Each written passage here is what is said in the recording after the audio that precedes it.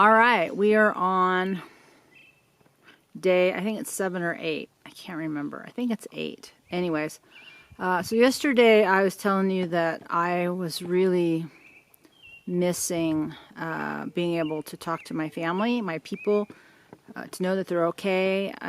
Part of me doesn't want to know what's going on with them because they're all in populated areas. And the thing I wanted to add about that before I wanted to touch on the issue I wanted to cover today is, part of not wanting to know is knowing that you can't do anything. Just because you're somebody who can, buy 100 acres and put in a homestead and buy all the equipment and the tools, and you're strong and you're young and you have a good support system and you got a band of brothers to come help you out. Most of us don't have that. And there's so many people, right, who are older or who have health issues, like I'm finding myself. I remember reading, about a woman in, I think it was in Venezuela, when they were evacuating. This is too close. She was 90. She'd lost everything. She's walking out of her house. She's a refugee at the age of 90. That wasn't on her list of things to do. It wasn't her fault in the sense that, she couldn't have planned or predicted that, or, at 85, figured it all out and ran out and started homesteading. So, again, I just don't have a lot of patience for all the judgment and the condemnation, that we were passing around so frequently. I like to see what's really going on with all the people who were judgmental. It's harder than you thought, right? We're not even in the hard part yet.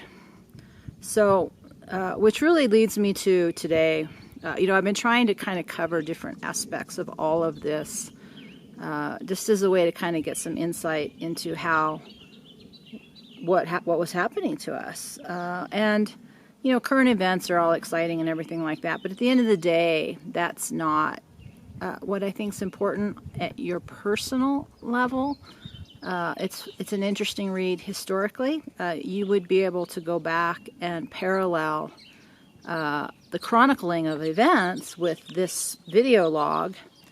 And that'd probably be really interesting, because while history is happening, we're usually oblivious to it while we're in it. Very few of us are at the break points or the crises or the exciting stuff, right? We weren't on a frontline war. We were just living.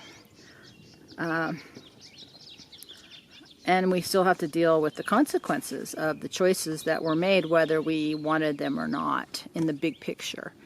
And, I started all this by telling you, I was stressed out and anxious.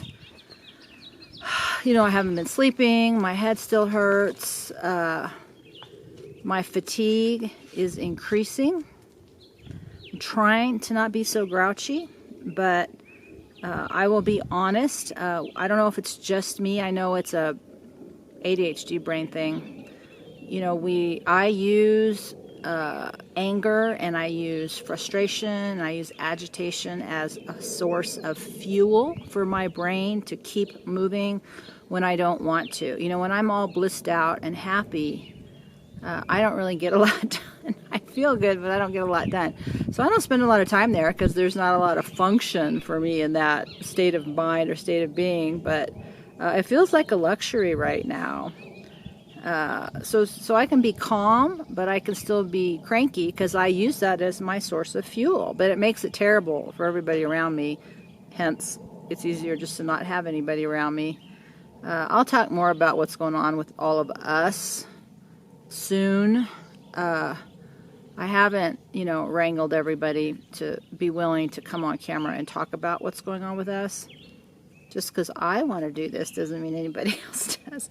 But the breaking point for me right now is a overwhelming sense of fatigue. And part of that is, like if you're running a race and you can see the finish line, you can usually muster up and get over the finish line.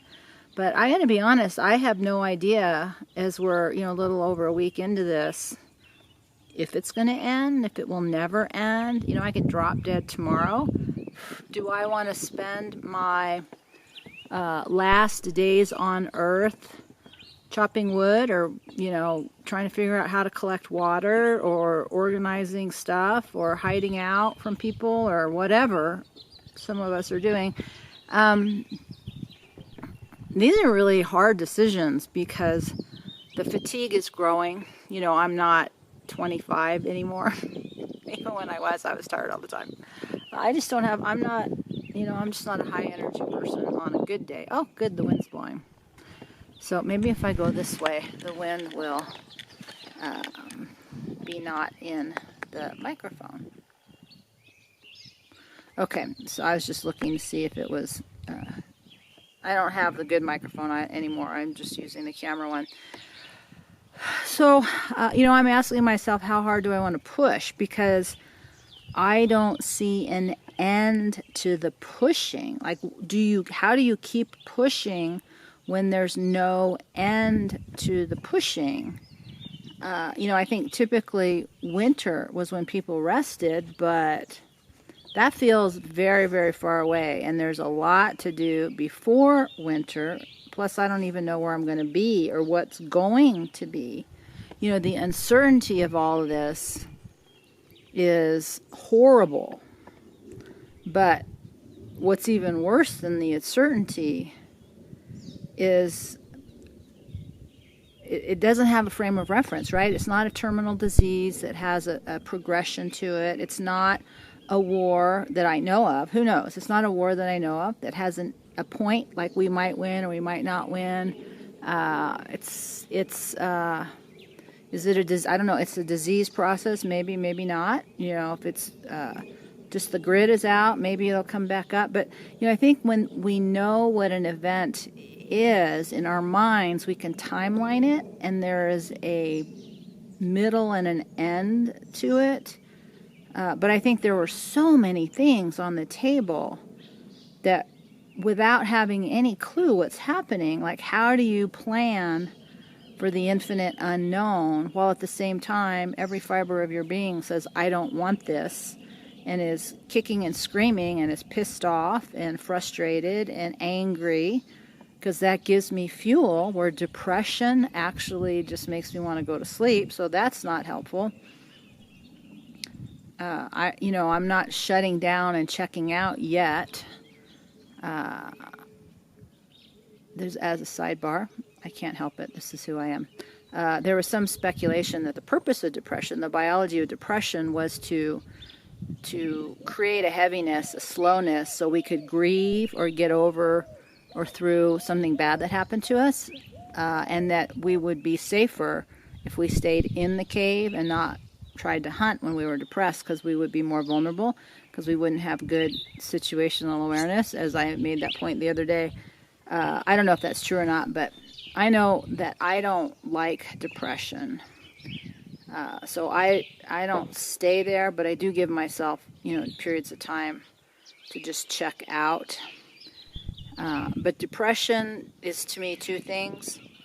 It is something that we have imbalances within us, whether it's not enough sunlight, whether it's not enough sleep, whether it's hopelessness, or some people are just wired to be depressed. Like this, it's so out of their hands. There's something going on with them. But a lot of it is human lifestyle and nutrition and things like that. And it'll be interesting to see as people are forced to live like we used to live, and who don't have time to be depressed, if they will pick up and function. When you have a culture and a society that comes in and rescues everybody, I don't know. I don't know what the answers are to all of this, but so to me, depression is the least interesting conversation right now. Uncertainty is the biggest one, and I guess people will get depressed as a way of not dealing with the uncertainty. I get pissed off, which isn't helpful to anybody, but it is my source of fuel, and I am so deeply exhausted I don't even have as much energy to be angry anymore. But there's a general, I don't want to be around me either. And I know that has to come to an end. You know, intellectually, I understand that, you know, I'm going through stuff right now, and this is all normal, and it needs to happen, and there will be an end to it at some point, because I can't sustain this level of discomfort, of uncertainty, of stress, of pushing. I'm starting to crash fatigue-wise. I can't tolerate it. You know, I'm concerned about drinking too much water, which isn't helping. You know, I'm concerned about eating the way I need to eat, which isn't helping. There's a lot of things that are coming to a head. Like, I'd really like to take a bath. I'd really like to wash my hair. I won't even talk about clothes. Thank God I said I did my laundry, because that gets old, getting in dirty clothes day in and day out. So there's a lot of things that are coming to a head that are becoming intolerable. But what I'm learning is the more fatigued I am becoming dangerous to myself and to others, because I don't have as much restraint on my own emotions when I'm deeply fatigued. And it's painful, just like any kind of pain. But the fatigue is so painful right now. And it's hard to like say, oh, well, I'll just take a nap. I'll take a rest day, right? Like, I mean, how do you even have that conversation? So I can see there's going to come, that it's all going to boil up to a head, and there's going to have to be some hard decisions in terms of what I'm thinking and feeling, whether it's rational or not. And it certainly isn't, you know, movie script worthy. I wish, like, everybody who'd ever written an apocalypse movie would have a real experience. So this is today. This is today. Deep, overwhelming fatigue, weariness, and the worst is the uncertainty, because there's no timeline on this, right? There's no light at the end of the tunnel. There's no finish line. There's no outcome. There's no course of events. There's nothing I can hold on to that says you just have to make it this far. And I already pooped out, and it's been a week, which means the worst is in front of me, and can't even deal with what's happening now. So I have to really think about these things more deeply. And again, you know, I'm sharing that because I think this is what's real. You know, oh, look at me, I wired my solar system. That won't be interesting 100 years from now. What will be interesting is, what did you do in a moment when it was just wild uncertainty with no clue as to what was happening? Did you persevere? Or did you quit? Or did you give up? Or did you start hurting people? Did you lose your integrity? Did you make a radical transformation and decide to be totally different? I don't know. I think that's, to me, what's interesting. I like overcome stories. That's always been my I like the underdog, and I like the overcome story. All right. Well, this was my excuse to sit down and rest.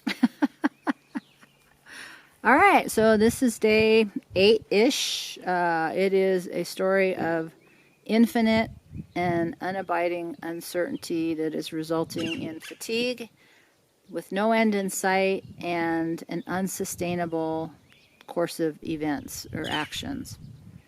Big decisions need to be made. Big decisions. See you next time.